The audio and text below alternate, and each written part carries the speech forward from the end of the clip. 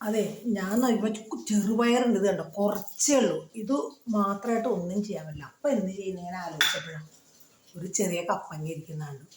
അപ്പം അങ്ങനെ എടുത്ത പ്ലാൻ ചെറുപയറും കപ്പങ്ങയോട് കുറച്ച് തേങ്ങ അരച്ച് വെക്കുക.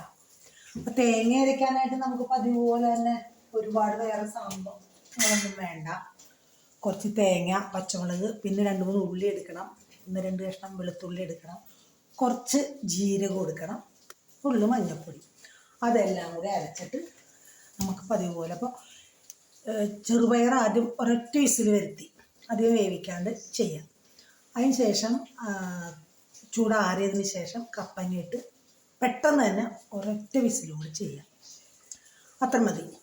നമ്മളുടെ അരപ്പെല്ലാം കൂടി അരച്ചെടുക്കുക.